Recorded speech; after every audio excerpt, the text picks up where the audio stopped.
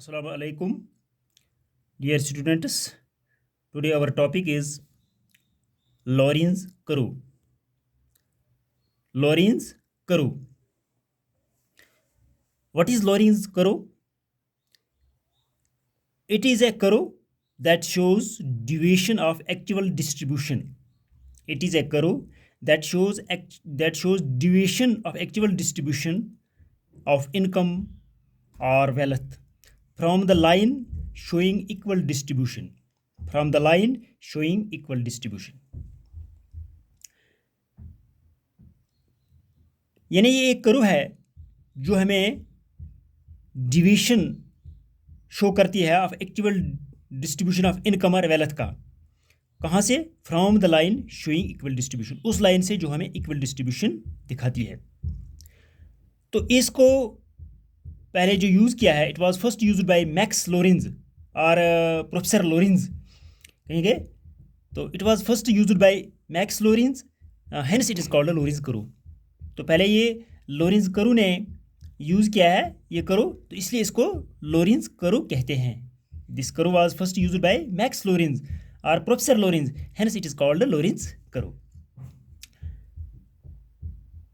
तो जितनी इस डिस्टेंस लोरेंज कर्व से ये जो लाइन ऑफ एक्चुअल डिस्ट्रीब्यूशन है, इससे जितनी डिस्टेंस इससे यानी ज़्यादा होगी तो इतनी जो है वेरिएबिलिटी या इनइक्वलिटी होगी. तो जितनी दूसरी तरफ जितनी इसकी क्लोजनेस होगी, यानी लोरेंज कर्व जो जितनी एक्चुअल ये जो लाइन ऑफ इक्वल डिस्ट्रीब्यूशन है उसके नज़दीक जितनी होगी तो इतनी ही जो है वेरिएबिलिटी या डिग्री ऑफ इनइक्वलिटी जो है कम होगी, वो कम होगी. तो ये था ये जो लोरेंज कर्व क्या है. तो यहाँ पर दूसरा है कि कंस्ट्रक्शन ऑफ लोरेंज कर्व. अब इस लोरेंज कर्व को हम कैसे कंस्ट्रक्ट करते हैं, तो इसके लिए यहाँ पर कुछ स्टेप्स दिए गए हैं. तो स्टेप्स क्या है?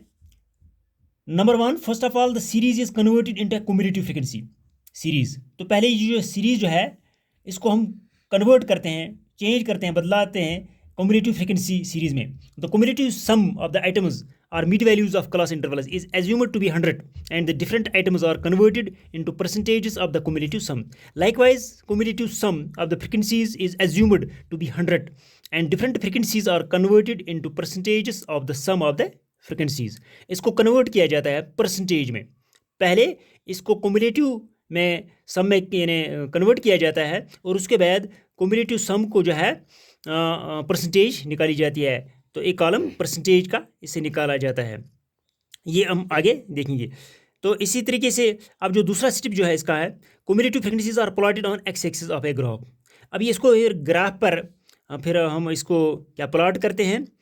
तो ये जो क्यूमुलेटिव फ्रीक्वेंसीज है उसको on the X axis side graph पर प्लॉट करते हैं और जो क्यूमुलेटिव आइटम्स हैं while cumulative items are plotted on the Y axis side में, ग्राफ पर वाई एक्सिस साइड में उसको प्लॉट किया जाता है. तो तीसरा जो है ऑन बोथ एक्सिस, जो चाहे एक्स एक्सिस है चाहे वाई एक्सिस है, on both axis we start from 0 to 100 and both X and Y axis take the values from 0 to 100 लेते हैं. तो चौथा जो है डायगोनल लाइन, एक डायगोनल लाइन इस ग्राफ में बीच में डाली जाती है, खींची जाती है. Diagonal line joining the origin 0 0 with the cumulative frequencies 100 100. This shows equal distribution. It is therefore called equality line, या इसको लाइन ऑफ इक्वल डिस्ट्रीब्यूशन कहते हैं जो बीच में डाली जाती है. तो अभी हम आगे देखेंगे इसको. Actual number 5, actual data are plotted on the graph and a curve is obtained by joining different mid points.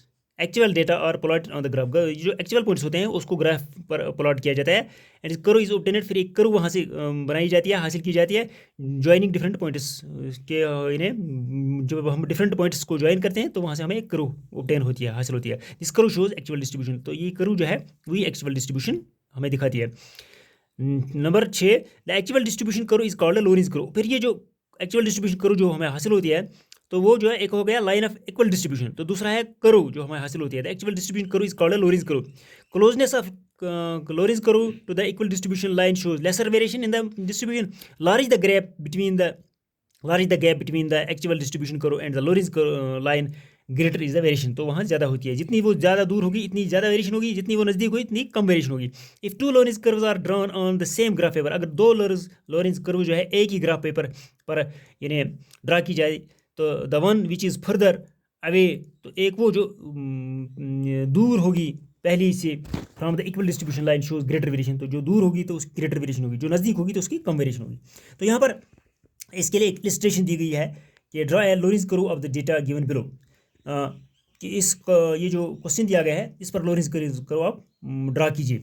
एक तो है इनकम का यहाँ पर जो है रो है यहाँ पर दिया गया है, और दूसरा जो है नंबर ऑफ पर्सनस का रो दिया गया है।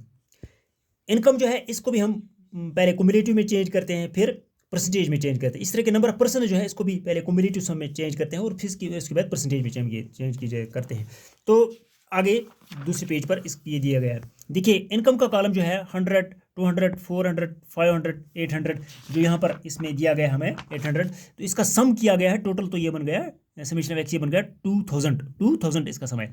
अब इसी को कुमुलेटिव बना गया। कुमुलेटिव कैसे बनता है, पहला जो है 100 लिखा गया सीधा, और उसके बाद 100 को 200 से ऐड किया 300, तो 300 को 400 से ऐड किया 700, 700 को 500 से ऐड किया तो 1200 और 1200 को 800 और ऐड किया तो वो बन गया 2000 बन गया। ये हुआ कुमुलेटिव। अब परसेंटेज निकालनी है।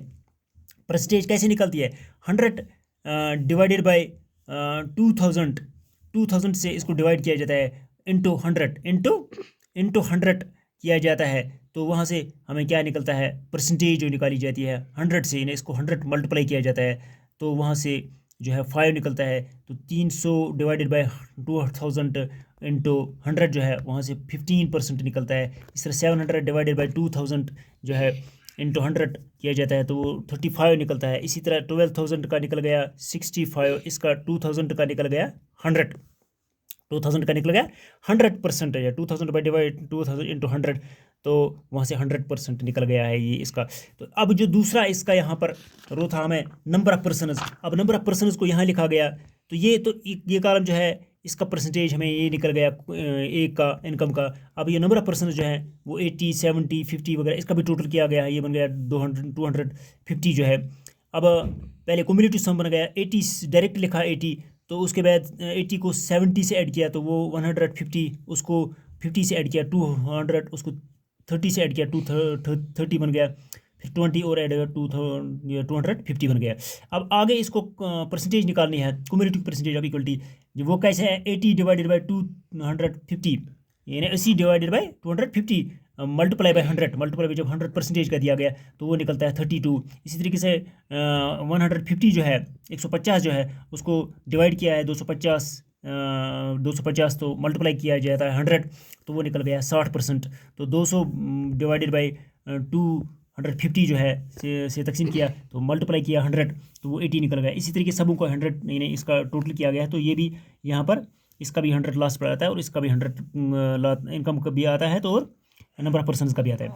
फिर उसको हम ड्रा करते हैं, तो एक तरफ यहाँ पर ग्राफ बनाते हैं, जैसा कि पीछे स्टेप्स में कंस्ट्रक्शन में ये लिखा था कि हम एक्स एक्सिस यहाँ पर एक साइड लिखते हैं, तो नंबर ऑफ ये जो दूसरा जो है वाई एक्सिस लिखते हैं, तो वाई एक्सिस की साइड है परसेंटेज ऑफ इनकम, ये जो 5 वगैरह ये इसको लिखा है 0, इसको गैप रखा है 0 to 100 बनाया गया, 0, 10, 20, 30, 10, 10 इसका गैप रखा गया।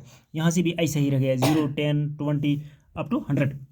तो एक तरफ परसेंटेज ऑफ पर्सनस है, ये परसेंटेज पर्सनस है, और दूसरी तरफ परसेंटेज ऑफ ये जो इनकम है, इनकम इस साइड में है। और जैसा कि 32 बेस लाइन पर हम लेते हैं और 5 जो है 32 ऐसे हम डॉट रखेंगे, 32, 5 ऐसे 60, 15 एक डॉट रखेंगे, और 80, 35, 92, 60 और 100 यहाँ पर आ गया, 100 यहाँ पर आ गया। फिर इसको हम ज्वाइन करते हैं ऐसे ऐसे ऐसे डॉट की सूरत में, तो ये लॉरेंज कर्व है। तो ये जो बीच की लाइन जो है लाइन ऑफ इक्वल डिस्ट्रीब्यूशन जो है, इसको हम लाइन ऑफ इक्वल डिस्ट्रीब्यूशन कहते हैं या इक्विटी लाइन कहते हैं। तो ये लाइन ऑफ इक्वल डिस्ट्रीब्यूशन से इससे देखना है कि ये लॉरेंज कर्व कितनी दूर है, वो जितनी ये इससे दूर अवे होगी तो इतना जो है इनइक्वालिटी होगी या वेरिएशन ज़्यादा होगी, और जितनी ये इसके नज़दीक होगी तो इतनी जो है वेरिएशन कम होगी। ये थी लॉरेंज कर्व। अब एक और क्वेश्चन इसने यहाँ पर दिया है, तो इसमें जो है 2 लॉरेंज कर्व आ गई।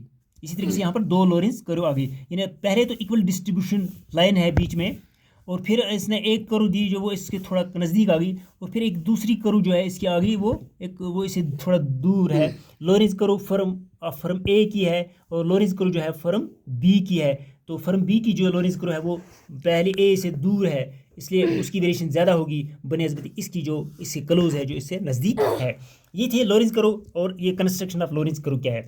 तो इससे के साथ साथ इसकी जो है एप्लीकेशन ऑफ लोरेंज कर्व, जैसा कि हमारी सिलेबस में है कि Lorentz curve, meaning of Lorenz curve and it is application. तो एप्लीकेशन यहाँ पर है, एप्लीकेशन ऑफ लोरेंज कर्व क्या है, इसको हम किस तरीके से अप्लाई करते हैं। लोरेंज कर्व एक graphic measure of dispersion in statistical series, ये तो हमें मालूम हुआ। अब ये लोरेंज कर्व जो है ये एक ग्राफिक मेजर है, ये इसको हम ग्राफ की सूरत में मेजर करते हैं। Is a graphic measure of dispersion in statistical series. It is a very simple measure, ये मेजर है लेकिन ये बहुत सिंपल है, आसान है। And provides an immediate glimpse यानी view of the degree of variation in a statistical distribution for its mean value. It was first used by Professor Lorenz. तो पहले इसको मैक्स लोरेंज या प्रोफेसर लोरेंज ने इसको क्या यूज़ किया है for the measurement of economic inequality, यानी इस इकोनॉमिक जो इनइक्वालिटी है इसको मेजर करने के लिए।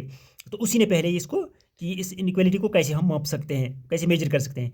तो it was first used by professor Lorenz for the measurement of economic inequality relating to the distribution of income and wealth, जो इनकम और वेल्थ के साथ रिलेट करती है, ताल्लुक़ रखती है अक्रॉस डिफरेंट नेशंस, यानी मुख्तलिफ मुल्कों में और across different periods of time या मुख्तलिफ वक्तों में फॉर द सेम नेशन, एक ही यानी नेशन के लिए। With the passage of time, तो वक्त गुजरने के साथ साथ जो है the application of Lorenz curve has widely spread to measure disparity of distribution relating to various parameters.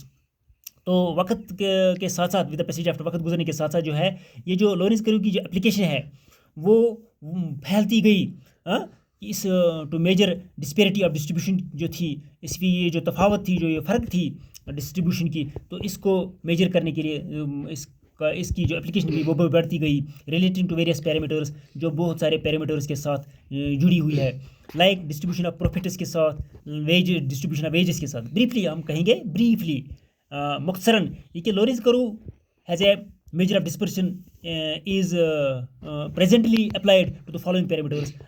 तो presently जो है इन पैरामीटर्स में ये जो अप्लाई होती है लोरेंज कर्व।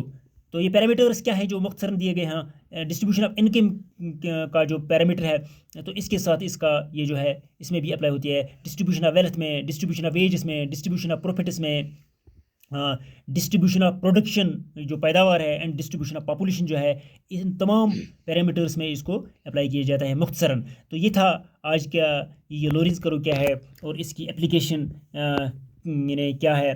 तो आज के लिए इतना ही काफ़ी। फी अमान अल्लाह।